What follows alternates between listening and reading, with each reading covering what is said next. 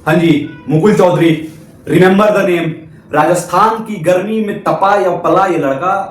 KKR और लखनऊ के बीच में जो गर्मी चल रही थी, उस गर्मी को भली भांति ऑब्जर्व करना जानता था, क्योंकि रणजी ट्रॉफी में ये लड़का अपने आप को तपा के आया था। और कोलकाता के ईडन गार्डन मैदान में जो 7 छक्के मारे हैं इसने, उस 7 छक्के की प्रैक्टिस 21 साल का लड़का पिछले कई वर्षों से करते आ रहा था और लोगों को बताया कि बॉस, इस आईपीएल में जो बड़े बड़े धुरंधर नहीं कर पाए वो भारत के ही एक अनकैप्ड प्लेयर करेगा। और मुकुल चौधरी ने लखनऊ सुपर जायंट्स को बैक टू बैक मैच जितवाने में अहम योगदान दिलाया। लखनऊ सुपर जायंट्स ने पिछला मैच अदब से जीती थी, तो इस मैच को दबदबे के साथ जीती है।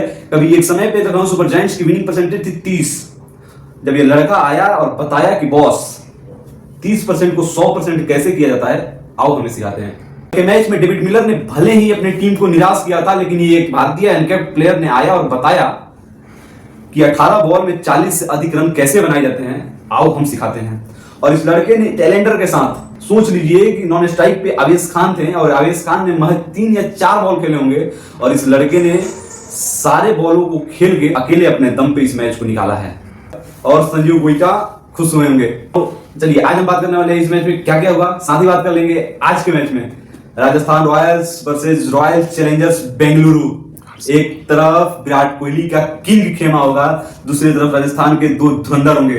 जी हाँ, राजस्थान के 2 रॉयल्स के जो भौकाल हैं वो अदब चल रहे हैं। मतलब लगते खतरनाक कम है, लेकिन ये घातक हैं और खतरनाक हैं, इस बात को आप सभी मानिए। और हम ये दावे के साथ कह सकते हैं कि वीडियो के अंत तक बने रहिए, आपको एक एक बात बताएंगे और बताएंगे कि आज के इस मैच में कौन जीतने वाला है। चलिए शुरू करते हैं और बात कर लेते हैं इस मैच में क्या क्या हुआ। लखनऊ सुपर जायंट्स ने टॉस जीत के केकेआर की बैटिंग करने का आमंत्रण दिया। केकेआर ने 181 रन 4 विकेट के नुकसान पे बनाए। लखनऊ सुपर जायंट्स ने 20 ओवर में 182 रन कुल 7 विकेट के नुकसान पे बनाए और इस मुकाबले को 3 विकेट से अपने नाम कर लिया। चलिए बात कर लेते हैं कोलकाता नाइट राइडर्स के बैट्समैन को।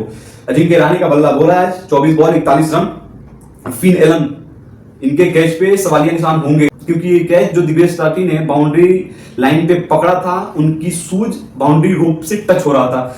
फोटो में जैसे कि आप देख रहे हैं कि कैसे फुट और रोप के साथ टच हो रहा है। अगर एम्पायर इस पे अगर सही से 1 2 बार 3 बार 4 बार अगर देखा होता तो हो सकता था कि ये छक्का होता, लेकिन फिन एलन पे इस पे सवाल उठेंगे, क्योंकि केकेआर की हार की जिम्मेवार हो सकता है ये कैच भी ना बन जाए आज। अंकुरिश रघुवंशी, ये खिलाड़ी अपने आप को हर बार साबित कर रहा है और बता रहा है कि बॉस, हम किस मिट्टी के बने हैं, हमको पहचानिए और इंडियन टीम में लाइए, क्योंकि हम वो हैं जो कोई नहीं करता, वो हम करते हैं। मतलब लाजवाब है। 33 बॉल 45 रन, इतनी कंसिस्टेंसी से ये लड़का खेल रहा है। केकेआर में ऐसा कोई भी बैटर्स नहीं है जितनी कंसिस्टेंसी से अंकुरिश रघुवंशी खेल रहे हैं, शायद ही कोई खेल रहा है। 33 बॉल 45 रन, 5 चौके और 2 छक्के की मदद से बनाए इन्होंने। कैमरन ग्रीन आज चले हैं, भले ही शॉट नहीं लग रहे थे। 24 बॉल 32 रन, कमाल की इनिंग आई है, भले कैसे भी आई हो लेकिन आई है। रिंकू सिंह बोल्ड में, मतलब 2026 का आईपीएल कुछ खास रहा नहीं है रिंकू सिंह के लिए।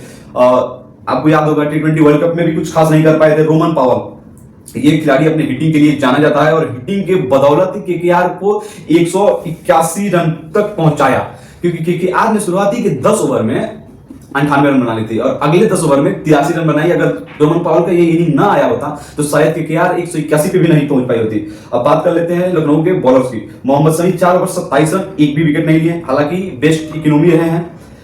प्रिंस, सिद्धार्थ, आवेश खान और दिवेश राठी एक विकेट लिए हैं। और ये रही लखनऊ की bowling lineup. Lucknow super giants की बैटिंग की। मिच मार्श आए, 11 बॉल 15 रन बनाए, 1 चौके और 1 छक्के की मदद से।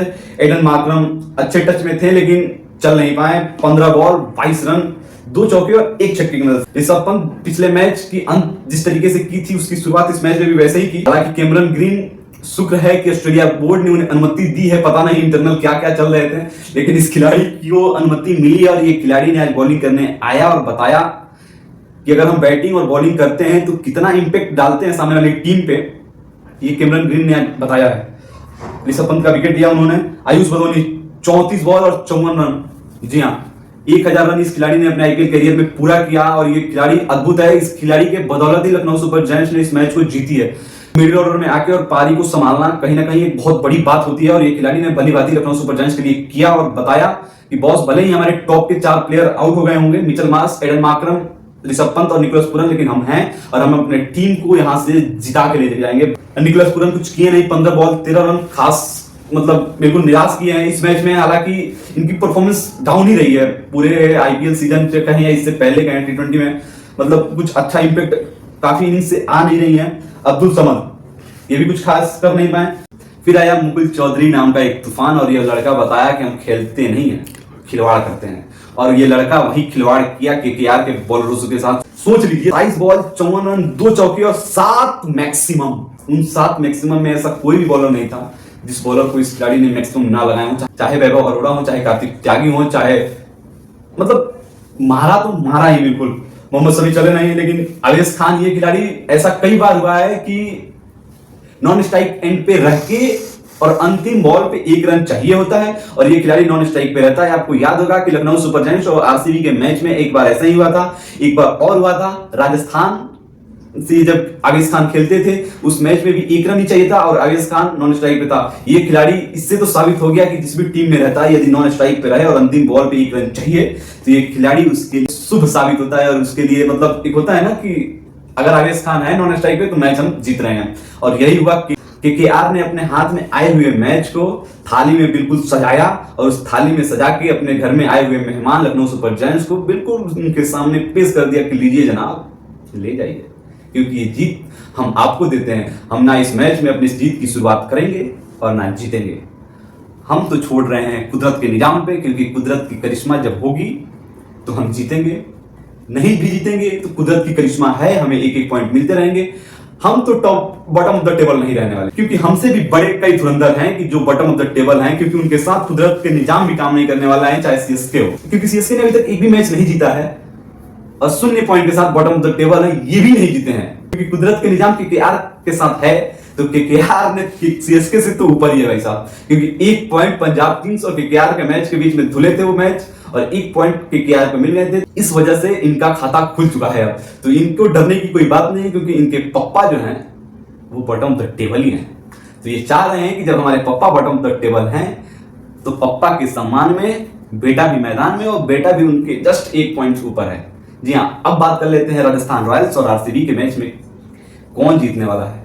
एक तरफ अगर योंग की टीम है राजस्थान रॉयल्स में, यदि 2 धुरंधर हैं यशस्वी जायसवाल और वैभव सूर्यवंशी, तो दूसरी तरफ रजत पाटीदार नाम का एक तूफान भी है, किंग कोहली नाम का एक सुनामी भी है जो राजस्थान की बखिया उधेड़ सकता है। लेकिन राजस्थान वाले भी कम नहीं है, बहुत मार रहे हैं भाई साहब, मतलब मार नहीं रहे हैं, जलील करके मार रहे हैं। चाहे सामने 5 बार के डिफेंडिंग चैंपियन सीएसके हो या मुंबई इंडियंस हो, चाहे विश्व के सबसे बड़े धुरंधर बॉलर हो, बादशाह बुम हो, ट्रेंट बोल्ट हो या XYZ कोई भी हो, वो लड़के नहीं समझ रहे हैं कि कौन है।